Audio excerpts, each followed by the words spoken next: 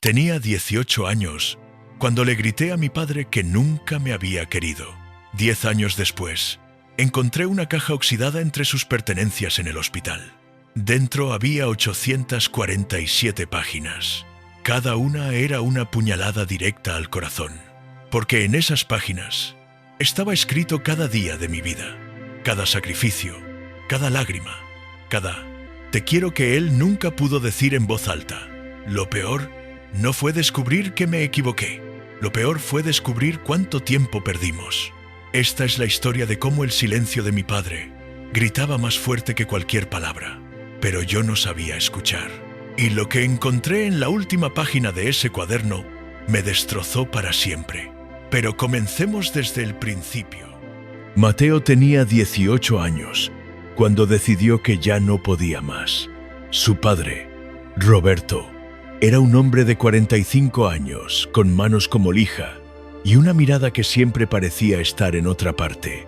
Trabajaba en una fábrica textil desde las 5 de la mañana. Llegaba a casa cuando el sol ya se había rendido, oliendo a grasa de máquina y cansancio. Nunca le había dicho «te quiero», ni una sola vez. Mateo recordaba las noches de su infancia, cuando tenía 7 años y ganó el concurso de matemáticas de su escuela. Corrió a casa con el diploma en las manos, los ojos brillando de emoción. «Papá, mira, gané». Roberto levantó la vista del periódico, asintió. «Bien», dijo, y volvió a su lectura. Eso fue todo. Cuando Mateo cumplió 12 años, su mejor amigo Carlos se mudó a otra ciudad. Lloró toda la tarde en su habitación.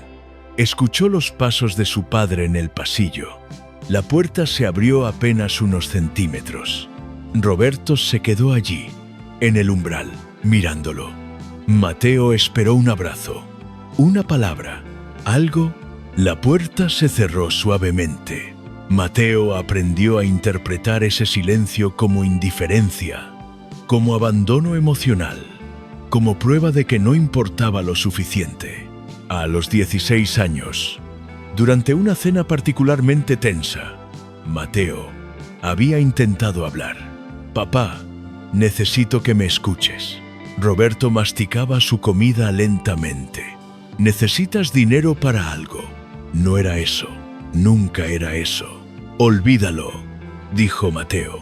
El día que cumplió 18 años, Mateo consiguió una beca completa para estudiar ingeniería en una universidad a 1.200 kilómetros de distancia. Su madre, Elena, lloró de alegría y lo abrazó durante 5 minutos completos. Roberto estaba en la cocina, de espaldas, lavando los platos del desayuno. «¿No vas a decir nada, papá?», preguntó Mateo. Su voz temblaba entre la esperanza y la rabia. Roberto secó un plato con movimientos lentos. «Es una buena universidad», dijo sin voltear. Algo dentro de Mateo se rompió esa mañana.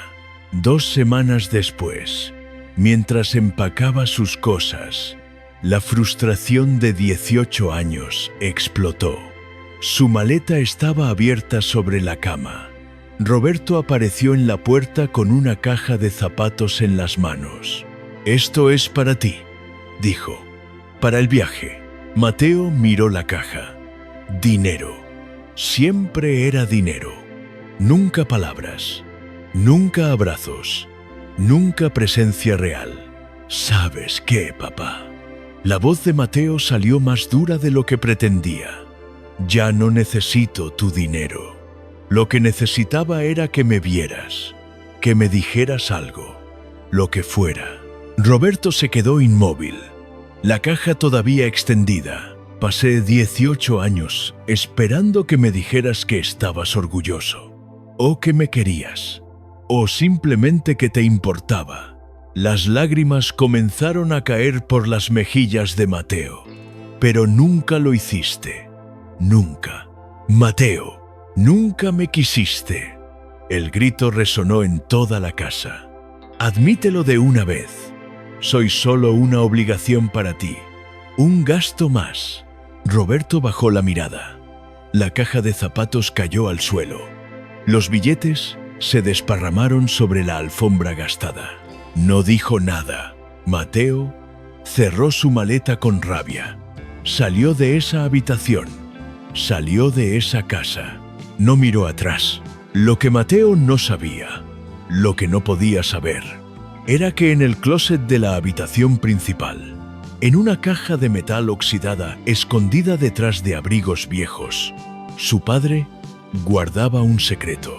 847 páginas de secreto. Roberto había comenzado a escribir el día que nació Mateo. No era un hombre de palabras habladas, pero había descubierto que podía escribirlas. En la soledad de las madrugadas, antes de irse a trabajar, o en las noches cuando todos dormían, Roberto llenaba páginas y páginas de un cuaderno tras otro. La primera entrada decía: hoy nació mi hijo. Pesa 3 kilos 200 gramos. Tiene mis ojos. Cuando lo cargué por primera vez, no pude hablar. Las palabras se me quedaron atoradas en algún lugar entre el corazón y la garganta. Elena me preguntó si estaba bien. Solo pude asentir, pero por dentro estaba gritando de felicidad. Había 11 cuadernos en total, de diferentes colores y tamaños. Algunos con las esquinas dobladas, otros con manchas de café o grasa de máquina. La entrada del día que Mateo ganó el concurso de matemáticas. Hoy mi hijo brilló. Vi la emoción en su cara cuando me mostró ese diploma. Quise levantarlo en brazos y dar vueltas con él como hacen los padres en las películas. Pero me quedé paralizado. Las palabras se negaron a salir. Solo pude decir: bien, imbécil. Después lloré en el baño durante 10 minutos. El día que Carlos se mudó, Mateo lloraba en su habitación. Abrí la puerta. Lo vi allí, tan pequeño, tan triste. Di 3 pasos hacia su cama. 3. Pero me detuve. ¿Y si lo abrazo mal? ¿Y si lo hago sentir incómodo? ¿Y si no es lo que necesita? Cerré la puerta. Fui a mi habitación y lloré con él. 2 habitaciones de distancia. 1.000.000 de kilómetros de cercanía. Había entradas sobre cada cumpleaños, cada Navidad, cada momento importante y cada día ordinario. Hoy trabajé un turno extra. Mateo necesita libros nuevos para el colegio. Valdrá la pena el cansancio. No almorcé. Los zapatos de Mateo estaban rotos y el sueldo no alcanzaba para ambas cosas. Él nunca debe saberlo. Mateo sacó un sobresaliente en ciencias. Mi hijo es brillante. Ojalá supiera cómo decírselo. Le di una palmada en el hombro. Se veía confundido. Soy un desastre como padre. Durante años, Roberto había trabajado 2 turnos seguidos, 16 horas diarias, 6 días a la semana. El dinero extra iba a una cuenta de ahorros a nombre de Mateo, para su educación, para su futuro, para darle las oportunidades que él nunca tuvo. $92.340, ahorrados centavo a centavo, hora a hora de trabajo, comida a comida que Roberto se saltaba. Pero Roberto nunca se lo dijo a Mateo. No sabía cómo hacerlo sin que sonara a que estaba comprando su cariño, sin que pareciera que buscaba crédito por ser padre. En el cuaderno número 9 había una entrada particularmente larga. Mateo tiene 16 años hoy. Está creciendo tan rápido. Pronto se irá. Y yo habré desperdiciado todos estos años sin decirle lo que siento. Mi padre fue igual conmigo. Duro, silencioso. Creí que estaba siendo fuerte, pero solo estoy siendo cobarde.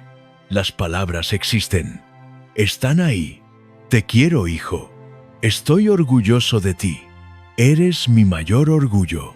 ¿Por qué no puedo decirlas en voz alta? Mañana. Mañana lo haré. Lo prometo. Pero el mañana nunca llegaba. El miedo era más fuerte que el amor. O quizás el amor era tan grande que paralizaba. Cuando Mateo recibió la beca universitaria, Roberto lloró esa noche. Elena lo encontró sentado en la oscuridad de la sala, con la cara entre las manos. «Nuestro hijo se va», dijo, «y nunca sabré si sabe cuánto lo amo». La última entrada antes de que Mateo se fuera decía: «Hoy mi hijo me gritó que nunca lo quise. Tenía razón en estar enojado. Fallé, pero falló porque amé en silencio cuando debí gritar, porque trabajé cuando debí hablar, porque demostré cuando debí decir. Espero que algún día entienda que mi silencio estaba lleno de amor, que cada sacrificio fue mi forma de decir lo que mi boca no podía, que cada hora extra de trabajo era un te quiero traducido en acción. Pero quizás eso no sea suficiente. Quizás nunca lo fue». Roberto guardó los cuadernos junto con cada carta que Mateo le escribió de niño. Cada dibujo, cada boleta de calificaciones, los dientes de leche que Elena había guardado, un mechón de cabello de su primer corte, la pulsera del hospital del día que nació, todo en esa caja de metal, un museo del amor silencioso. 10 años pasaron. Mateo se graduó con honores. Consiguió un trabajo excepcional en una empresa de tecnología en la capital. Ganaba bien. Tenía un apartamento moderno en el piso 23 de un edificio de cristal. Su vida era exactamente como la había planeado, excepto por el vacío. Llamaba a su madre cada 2 semanas. Conversaciones breves. «¿Cómo estás, mamá?» «Bien, hijo. ¿Y tú?» Nunca preguntaba por Roberto. Elena nunca lo mencionaba. Un acuerdo silencioso entre ambos. Mateo salía con mujeres hermosas. Tenía amigos interesantes. Viajaba, compraba cosas caras que no necesitaba. Llenaba el silencio con ruido constante. Pero en las noches, cuando el apartamento se quedaba en silencio, algo lo carcomía. Lo que Mateo no sabía era que, a 1200 kilómetros de distancia, su padre había comenzado a enfermarse. Comenzó con un cansancio extraño. Roberto lo atribuyó a los años de trabajo pesado, pero Elena insistió en que fuera al médico. El diagnóstico llegó como un martillazo: cáncer de páncreas, etapa 3. «¿Cuánto tiempo?», preguntó Roberto. El doctor miró sus papeles. «Con tratamiento, quizás 2 años. Sin él». «¿Cuánto sin tratamiento?». 6 meses. Tal vez menos. Roberto eligió el tratamiento. No por él, sino porque Elena lo necesitaba. Porque quizás, solo quizás, tendría tiempo de arreglar lo que había roto. Los siguientes meses fueron una batalla. Quimioterapia cada 3 semanas. Roberto perdió 23 kilos. Su cabello cayó. Las manos ásperas se volvieron frágiles. Pero seguía escribiendo en su cuaderno: «El tratamiento es duro. Pero más duro es saber que Mateo no está aquí. No por obligación. Solo para verlo una vez más. Para decirle, finalmente, lo que siempre debí decir». Elena le rogó que le dijera a Mateo sobre su enfermedad. «Tiene derecho a saberlo». «No», dijo Roberto. «No quiero que venga por lástima. Si viene, que sea porque lo decidió. No porque esté muriendo». Era testarudo hasta en eso. Pero el cáncer no negocia, no espera, no perdona.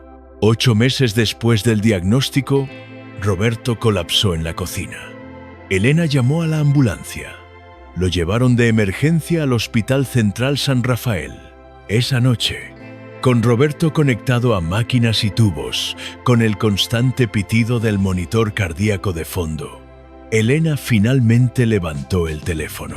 Marcó el número que había llamado cientos de veces en su mente, pero nunca en la realidad. «¿Mateo? ¿Soy mamá? ¿Mamá? ¿Qué pasa?» «Son las 3 de la mañana». La voz de Elena se quebró. «Tu padre está enfermo, muy enfermo. Necesitas venir. Por favor». Silencio del otro lado. «Mateo, voy para allá». Mateo tomó el primer vuelo de la mañana. 6 horas de viaje que se sintieron como 6 años. Llegó al hospital al mediodía. El olor a desinfectante lo golpeó apenas cruzó las puertas automáticas. Elena lo esperaba en la sala de espera del tercer piso. Se veía más vieja, más cansada, más pequeña. Se abrazaron sin palabras. «Habitación 347», dijo ella. «Está dormido. Los medicamentos». Mateo asintió. Caminó por el pasillo blanco. Sus zapatos resonaban contra el linóleo.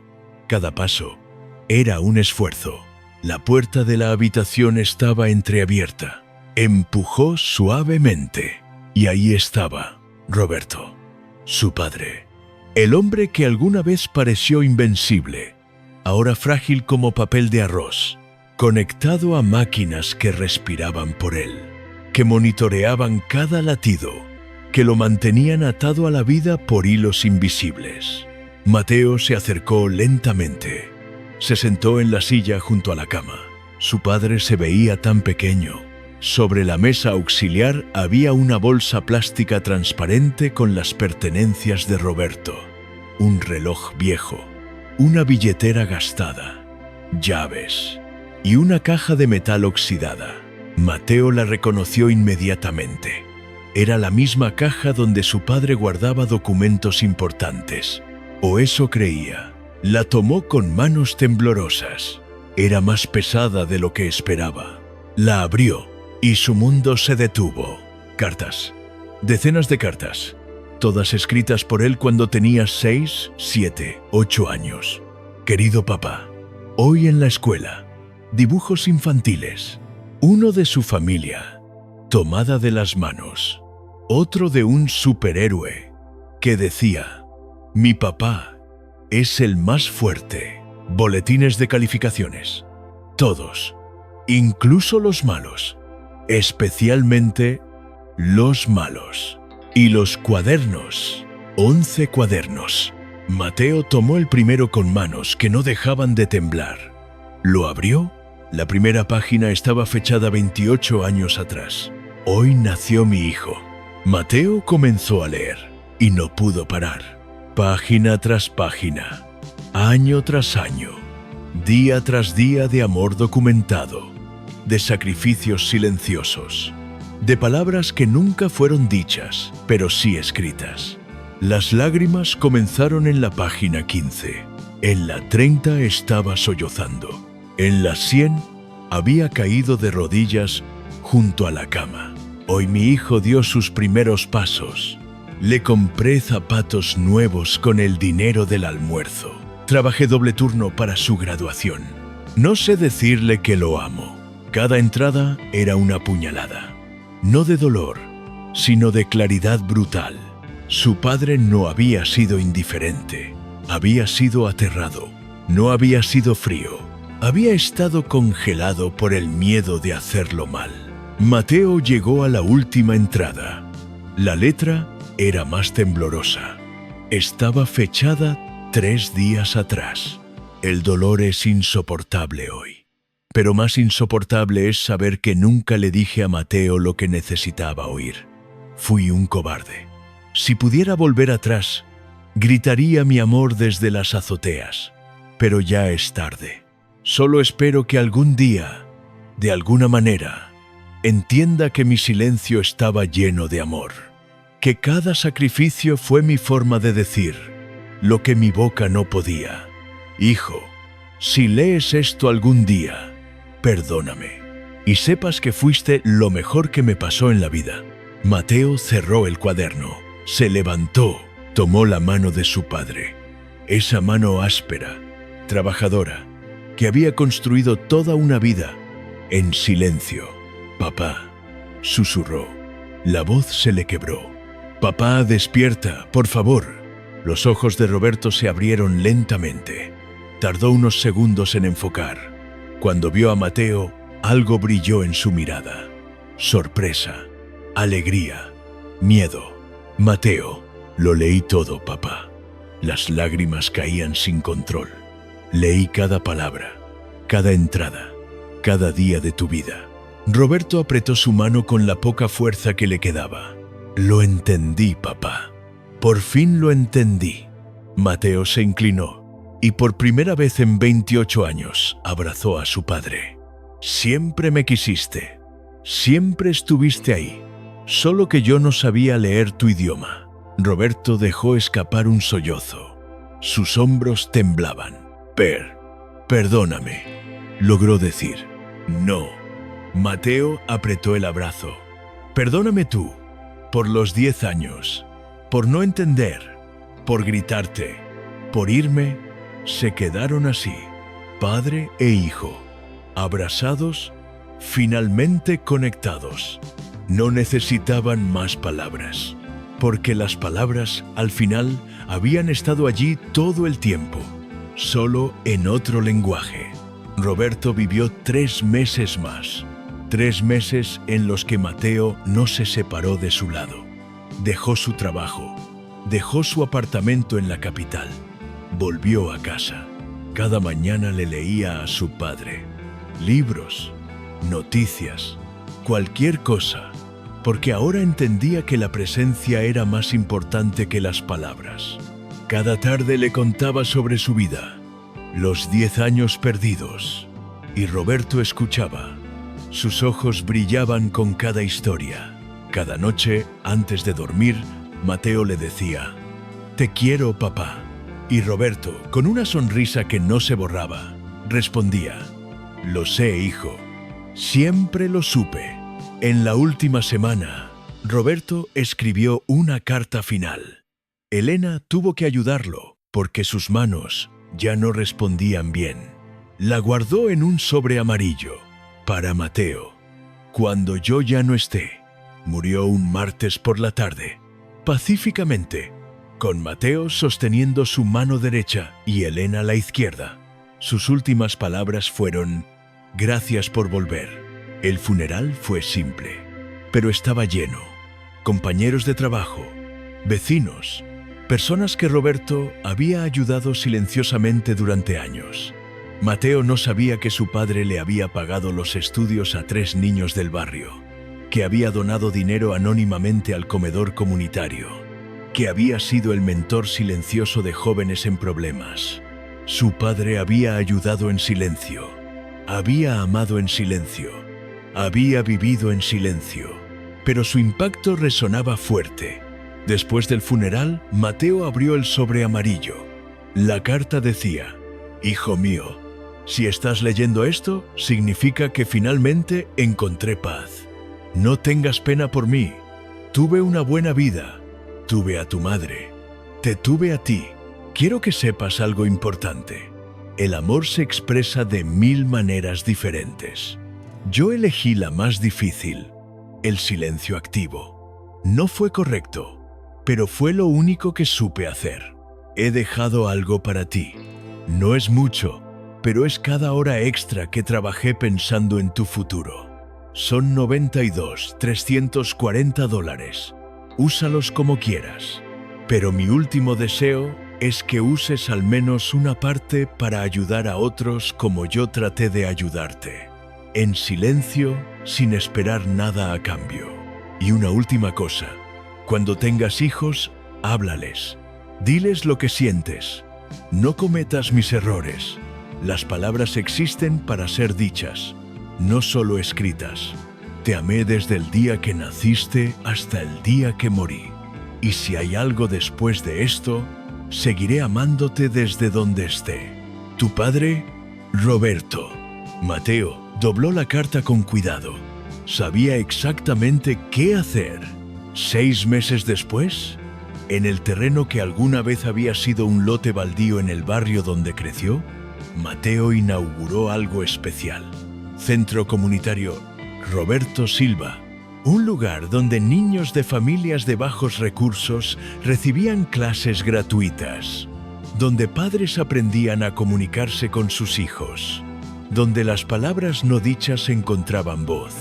En la entrada principal, una placa de bronce decía: «En memoria de Roberto Silva, un hombre de pocas palabras pero infinito amor. quien nos enseñó que el silencio también puede gritar, si sabes escucharlo. Y debajo, grabado en madera, el lema del centro: habla el amor que sientes. No dejes que el mañana sea demasiado tarde. Mateo trabajaba allí cada día.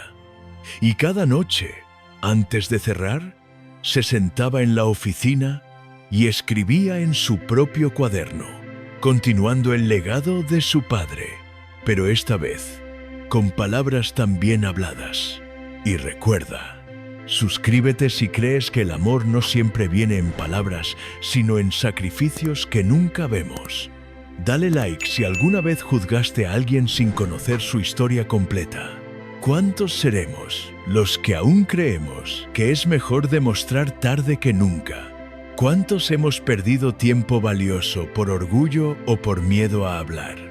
Comparte este video con alguien que necesite recordar que nunca es tarde para decir te quiero, y cuéntame en los comentarios qué le dirías hoy a esa persona que amas pero nunca se lo has dicho.